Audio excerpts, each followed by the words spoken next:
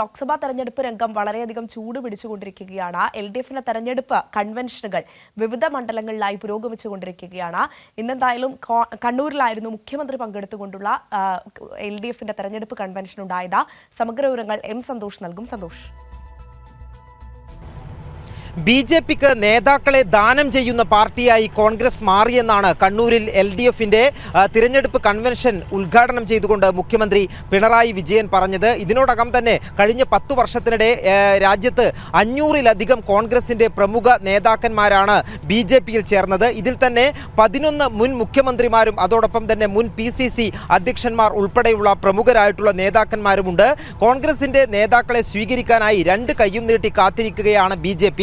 പണം വേണ്ടവർക്ക് പണം, സ്ഥാനം വേണ്ടവർക്ക് സ്ഥാനം എന്നുള്ളതാണ് ഈ BJP നൽകുന്ന വാഗ്ദാനം. ഈ വാഗ്ദാനവും നോക്കി ഓരോരുത്തരും കോൺഗ്രസുകാർ ക്യൂവായി നിലയുറപ്പിച്ചിരിക്കുകയാണെന്ന് മുഖ്യമന്ത്രി പിണറായി വിജയൻ പറഞ്ഞു. ഇന്ന് ഉള്ള കോൺഗ്രസ്സുകാരൻ നാളെ കോൺഗ്രസിലുണ്ടാകുമോ എന്നുള്ള കാര്യം ഉറപ്പിച്ച് പറയാൻ കഴിയില്ല. ഇന്ന് തന്നെ പ്രമുഖ നേതാവ് BJPയിൽ ചേർന്നപ്പോൾ BJP നേതാക്കൾ പറഞ്ഞത് ഇനിയും ഒരുപാട് പേരുമായി ചർച്ചകൾ നടക്കുന്നുണ്ട് എന്നുള്ളതാണ്. ഇത് ചർച്ചയല്ല, വിലപേശലാണ് ഇപ്പോൾ നടന്നുകൊണ്ടിരിക്കുന്നത് എന്നുള്ളതാണ് മുഖ്യമന്ത്രി പിണറായി വിജയൻ ചൂണ്ടിക്കാട്ടിയത്.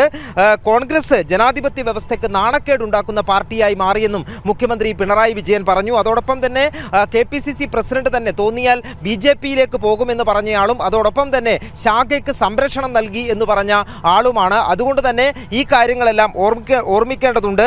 ഈ വാക്കുകൾ വെറും വീരസ്യവും അവകാശവാദവുമായി കാണേണ്ടതില്ല. അത് അണിയറ നീക്കങ്ങൾ നടക്കുന്നു എന്നുള്ളതിൻ്റെ വ്യക്തമായ തെളിവാണ് ഈ കാര്യങ്ങളെല്ലാം എന്ന് മുഖ്യമന്ത്രി പിണറായി വിജയൻ ചൂണ്ടിക്കാട്ടി. അതുകൊണ്ട് തന്നെ ഈ തിരഞ്ഞെടുപ്പ് എന്നുള്ളത് BJPക്ക് എതിരെയുള്ള സമരം മാത്രമല്ല, അത് അവസരവാദക്കാരായ കോൺഗ്രസ്സുകാർക്കുള്ള മറുപടി കൂടിയായിരിക്കണം ഈ തിരഞ്ഞെടുപ്പ് എന്നാണ് മുഖ്യമന്ത്രി പിണറായി വിജയൻ കണ്ണൂരിൽ പറഞ്ഞത്.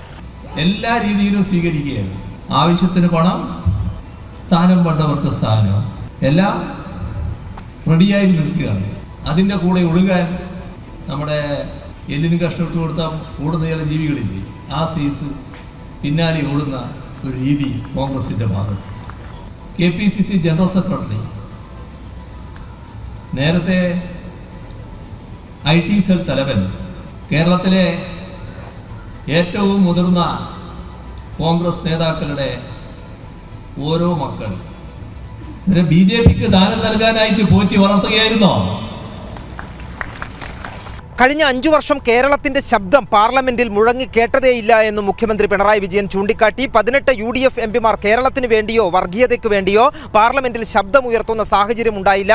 പ്രധാനപ്പെട്ട ന്യൂനപക്ഷ വിരുദ്ധ ബില്ലുകളെല്ലാം തന്നെ കോൺഗ്രസ് അനുകൂലിക്കുകയോ കൈയടിച്ച് പാസ്സാക്കുകയോ ചെയ്തത്. എന്നാൽ ശക്തമായ നിലപാടാണ് ഇക്കാര്യത്തിൽ ഇടതുപക്ഷം ഈ കാര്യങ്ങളിലെല്ലാം തന്നെ സ്വീകരിച്ചതെന്ന് മുഖ്യമന്ത്രി പിണറായി വിജയൻ പറഞ്ഞു. അതുകൊണ്ട് തന്നെ കേരളത്തിന്റെ ശബ്ദവും വർഗീയതയ്ക്കെതിരായ ശബ്ദവും പാർലമെന്റിൽ മുഴങ്ങണമെങ്കിൽ ഇടതുപക്ഷ MPമാർക്ക് കൃത്യമായിട്ടുള്ള മേധാവിത്വം പാർലമെന്റിൽ ഉണ്ടാകണം. അതിനായി ഇടതുപക്ഷ സ്ഥാനാർത്ഥികളെ വിജയിപ്പിക്കണമെന്നാണ് മുഖ്യമന്ത്രി പിണറായി വിജയൻ കണ്ണൂരിൽ LDF കൺവെൻഷനിൽ വോട്ടർമാരോട്, ഈ കൺവെൻഷനിൽ എത്തിയവരോട് അഭ്യർത്ഥിച്ചത്. അതോടൊപ്പം തന്നെ കണ്ണൂർ ഉൾപ്പെടെ LDFിൻ്റെ 7 മണ്ഡലങ്ങളിലായിരുന്നു ഇന്ന് LDFിൻ്റെ തിരഞ്ഞെടുപ്പ് കൺവെൻഷൻ. വയനാട് മണ്ഡലത്തിൽ ബിനോയ് വിശ്വവും, വടകരയിൽ MA ബേബിയും, പാലക്കാട് MV ഗോവിന്ദൻ മാസ്റ്ററും, എറണാകുളത്ത് PC ചാക്കോയും, ഇടുക്കിയിൽ ജോസ് K മാണിയും, മാവേലിക്കരയിൽ KB ഗണേഷ് കുമാറുമാണ് ഈ കൺവെൻഷനുകൾ ഉദ്ഘാടനം ചെയ്തത്.